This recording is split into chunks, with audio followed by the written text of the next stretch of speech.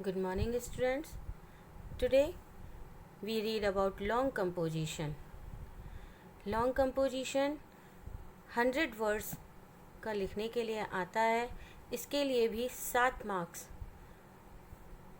ये 7 मार्क्स का आता है. और 1 आउट ऑफ 2 कंपोजिशन यानी 2 में से 1 करने के लिए बेस्ड ऑन विजुअल और वर्बल इनपुट, जो कि विजुअल और वर्बल इनपुट पर आधारित होते हैं.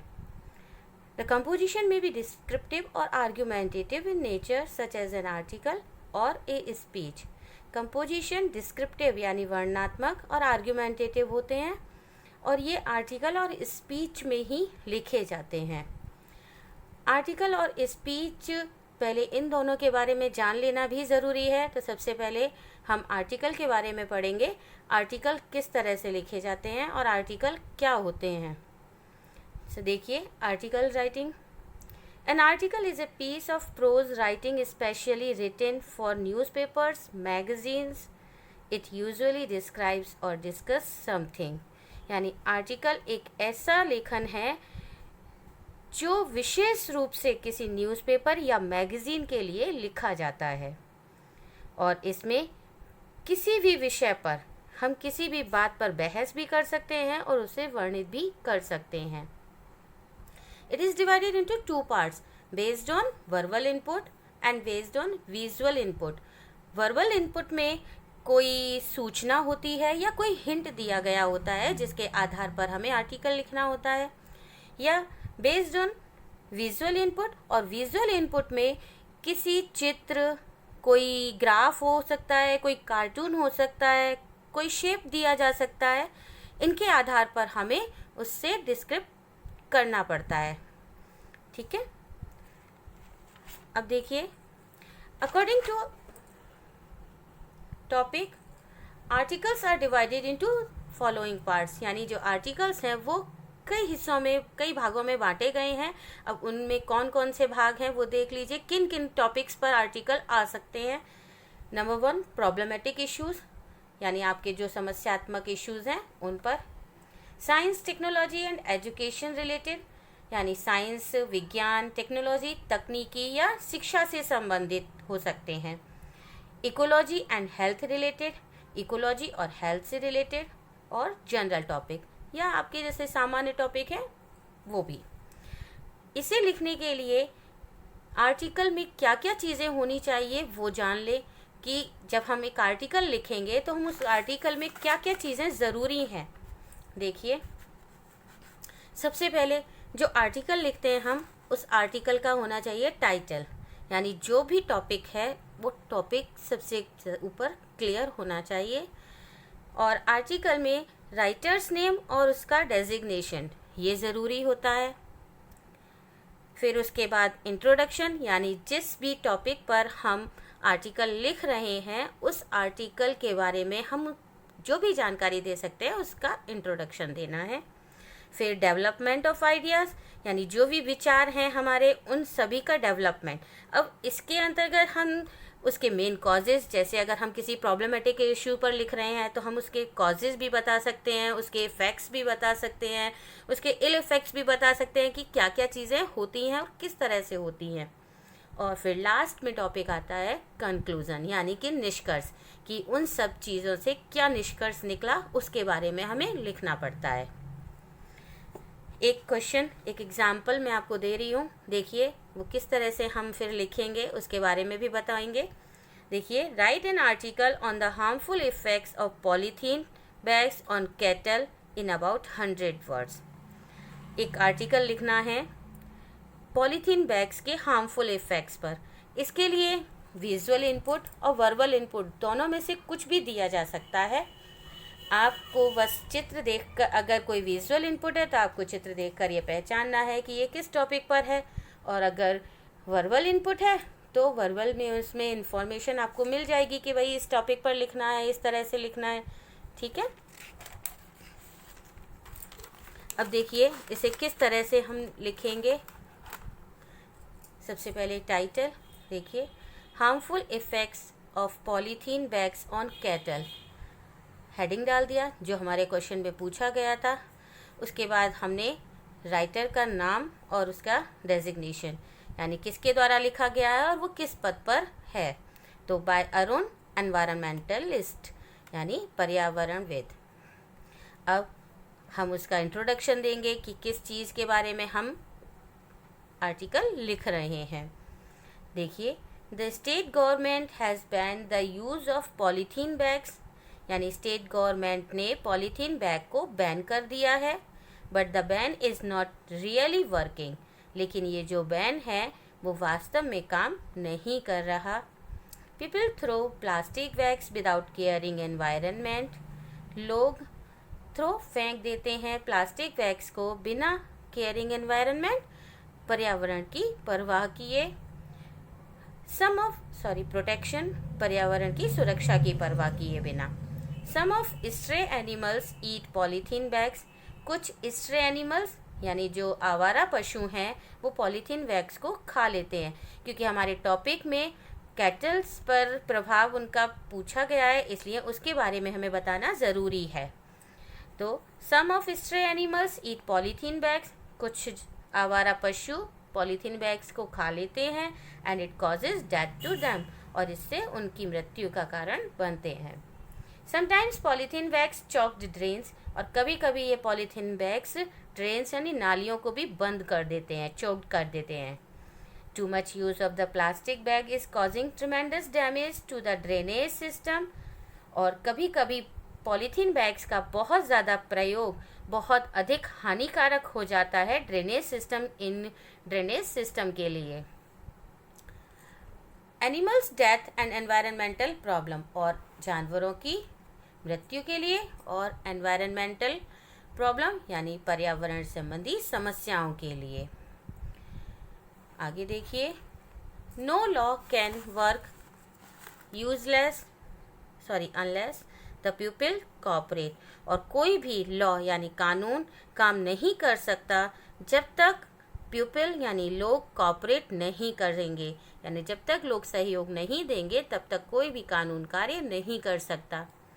सो we should use proper paper और कॉटन बैग्स, इसलिए हमें पेपर और कॉटन के बैग्स यूज़ करने चाहिए इंस्टीड ऑफ प्लास्टिक बैग की अपेक्षा। ये इसका कंक्लूज़न बताया है कि अगर इन चीज़ों से बचना है तो उसका निष्कर्ष क्या होगा उसके बारे में। Self help is the best help, और जो सेल्फ हेल्प है वो सबसे अच्छी हेल्प है। ये 100 वर्ड्स के अंदर ही हमें लिखना है, 100 वर्ड्स से ज़्यादा हम इसे नहीं लिखेंगे, क्योंकि ये इतने ही वर्ड्स लिमिट का दिया जाता है और इतनी ही वर्ड लिमिट में पूछा जाता है।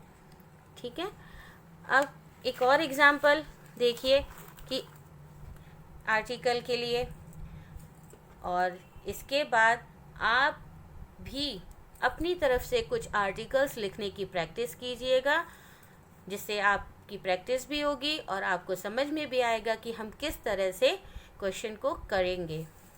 देखिए, write an article to be published in a local newspaper about the use and misuse of cell phone keeping in view of student life. अब यहाँ इन्होंने use and misuse of cell phone यानी cell phone के use और misuse पर एक article लिखवाया है लोकल न्यूज़पेपर में, और वो भी बता दिया कि किसके व्यू से लिखना है, स्टूडेंट्स लाइफ यानी विद्यार्थियों के जीवन के व्यू से लिखना है। देखिए एग्जाम्पल, वही heading, use and misuse of cell phone for students, विद्यार्थियों के लिए सेल फोन का यूज़ और मिसयूज़। फिर उसके बाद किसके द्वारा लिखा गया है, बाय रिया, क्लास 12th।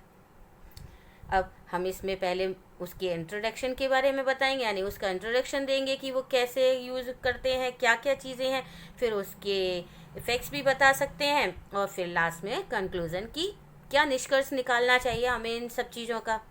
देखिए किस तरह से शुरू किया है। Mobile phone is one of the latest invention of modern science. Mobile phone modern science का एक लेटेस्ट इन्वेंशन है। It is a small cellular phone, ये एक छोटा सेल्यूलर फ़ोन है that can be easily carried with us, जो हम आसानी से हमारे साथ ले जा सकते हैं। It has made our everyday life easy going and tension free, और इसने हमारी लाइफ को इजी गोइंग यानी बहुत ही सरल और आसान बना दिया है एंड टेंशन फ्री और तनाव से भी मुक्त बना दिया है। We can now communicate easily with others. हम आसानी से लोगों दूसरों के साथ कम्युनिकेट कर सकते हैं थ्रू दिस, इसके द्वारा। As the networks of different mobile operators have been covered almost the whole country, और क्योंकि नेटवर्क डिफरेंट मोबाइल ऑपरेटर्स के द्वारा कवर कर लिए गए हैं लगभग पूरे देश के, we don't have any chance to get lost, तो हमें मौका नहीं मिलता कि हम कहीं भी खो जाएं। Our friends and family members can easily find us. हमारे दोस्त, मित्र, हमारा परिवार और हमारे परिवार के जो सदस्य हैं वो सब आसानी से हमें ढूंढ सकते हैं, even how far we are, चाहे हम कितनी भी दूर क्यों ना हों। Students can download their application form, और स्टूडेंट्स अपने एप्लीकेशन फॉर्म को भी डाउनलोड कर सकते हैं, एंड इम्पॉर्टेंट नोट्स, और उनके ज़रूरी नोट्स को भी। They can get the latest news, वो लेटेस्ट न्यूज़ भी प्राप्त कर सकते हैं related to technology and higher education. तकनीकी और उच्च शिक्षा से संबंधित न्यूज़ भी प्राप्त कर सकते हैं। But it has some negative effect also, लेकिन इसके कुछ नेगेटिव इफ़ेक्ट भी होते हैं। यानी हमने इसके बारे में इसका इंट्रोडक्शन दे दिया, इसके बारे में अच्छी बातें भी बता दी, अब इसके बारे में हम थोड़े से नेगेटिव पॉइंट्स जो इसके हैं वो भी बता सकते हैं। देखिए, students often spoil their valuable time. Students अपना वैल्यूएबल टाइम यानी बहुमूल्य समय बर्बाद कर देते हैं by talking to their friends, अपने मित्रों से बातें करके। They also found to play games, और अक्सर वे गेम्स खेलते हुए पाए जाते हैं। So it depends upon the students, ये बच्चों पर डिपेंड करता है वेदर दे यूज़ और मिस यूज़ इट, यानी कि वो इसका यूज़ करें या मिस यूज़ करें, ये स्टूडेंट्स पर डिपेंड करता है। अगर वो इससे अच्छी बातें सीखना चाहते हैं तो अच्छे काम में लेंगे, और अगर जैसे गलत बातें कभी कभी बच्चे सीख जाते हैं गलत बातें, तो वो सारी बातें भी ध्यान में रखनी होती हैं। तो ये सारा कुछ हम जब एक बार अच्छी तरह समझ जाते हैं तो हम किसी भी टॉपिक पर किसी भी बारे में आसानी से लिख सकते हैं।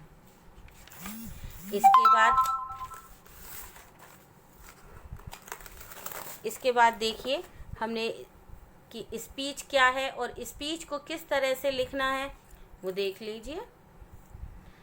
स्पीच क्या है? It is similar to an article, ये भी आर्टिकल जैसी ही होती है बिल्कुल, except that it begins with formal address, सिवाय इसके कि ये एक फॉर्मल एड्रेस से शुरू होती है। टू ऑडियंस, ऑडियंस यानी श्रोताओं, जो लोग सुन रहे हैं उनके लिए। And it is more conversational in tone and concludes with A thank you, और ये बहुत अधिक अपनी बोली में कन्वर्सेशनल होती है कि लोगों के साथ हम किस तरह से अपनी बातचीत रख सकते हैं, अपनी बात कर सकते हैं, और ये एक थैंक यू के साथ ख़त्म होती है। आप लोगों ने देखा होगा कि जब आप लोगों ने सुना भी होगा किसी को स्पीच देते हुए कि जब कोई स्पीच शुरू करता है तो किस तरह से करता है, ठीक है ना। आप इसमें भी कुछ पॉइंट्स हैं वो आप देख लीजिए एक बार। वर्बल एंड विजुअल इनपुट, इसमें भी वर्बल और विजुअल इनपुट्स होते हैं, और उसके अकॉर्डिंग हम इसमें भी कुछ टॉपिक हैं जिन पर स्पीच पूछी जाती है, जैसे किसी इम्पोर्टेंट डे पर, किसी ग्रेट पर्सन के बारे में, प्रॉब्लमेटिक इश्यूज़ पर, हेल्थ रिलेटेड टॉपिक भी हो सकते हैं, और जनरल टॉपिक, इनमें से किसी भी टॉपिक पर हमारे स्पीच आ सकती है। अब स्पीच लिखते समय क्या क्या चीज़ें ज़रूरी हैं वो जान लें कि एक स्पीच लिखते समय सबसे पहले टाइटल, जैसा कि हम आर्टिकल में लिखते हैं उसी तरह से इसमें भी लिखा जाता है। आर्टिकल में हम डेजिग्नेशन और राइटर का नाम भी लिखते हैं, लेकिन इसमें राइटर का नाम नहीं लिखा जाता है और ना ही डेजिग्नेशन बताया जाता है, बल्कि यहाँ एक फॉर्मल एड्रेस दिया जाता है, यानी लोगों को संबोधित किया जाता है औपचारिक रूप से। और उसके बाद अनाउंसमेंट ऑफ द टॉपिक, यानी जो भी टॉपिक आप बोलने वाले हैं या लिखने वाले हैं उस टॉपिक के बारे में आप अनाउंसमेंट करते हैं कि मैं आज इस टॉपिक पर बोलूँगा। इंट्रोडक्शन, फिर उसका इंट्रोडक्शन देते हैं, और अदर रेलिवेंट आइडियाज़ यानी उससे संबंधित कोई और भी विचार होते हैं, कुछ और आइडियाज़ होते हैं तो उनके बारे में भी बताते हैं।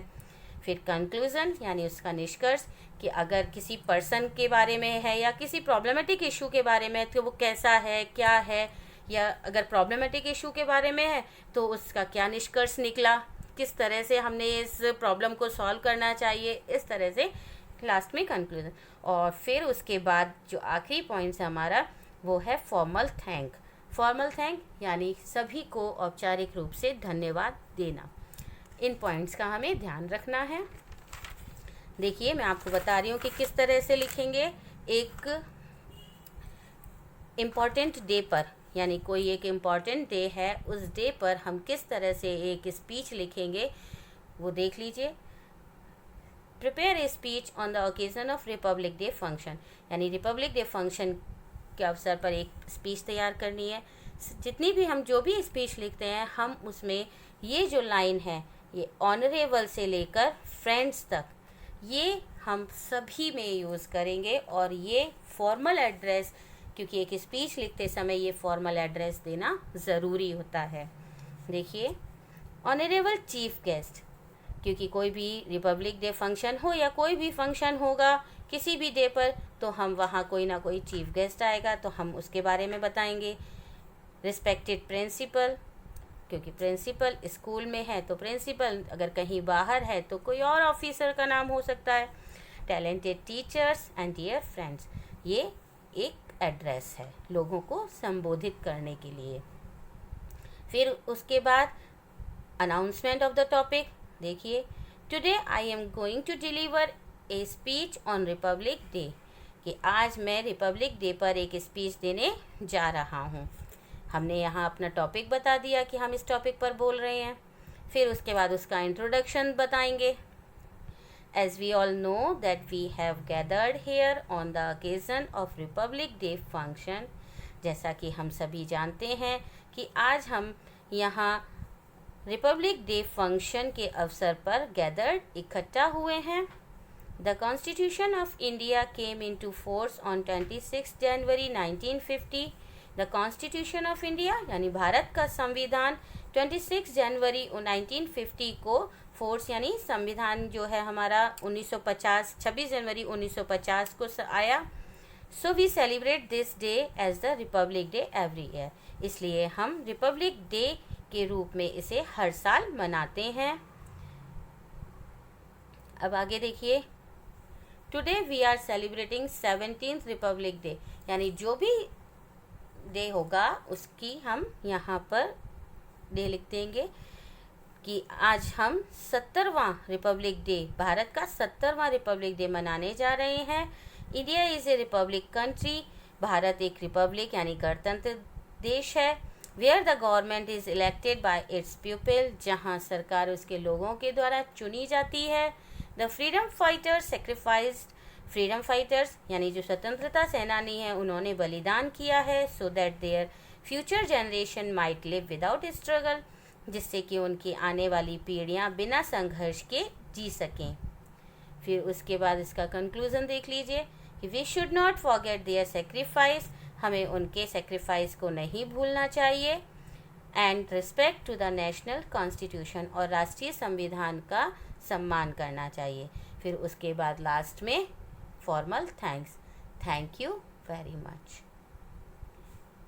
आई थिंक आपके लिए एक एग्जाम्पल काफ़ी होगा ये समझाने के लिए कि स्पीच किस तरह से लिखी जाती है।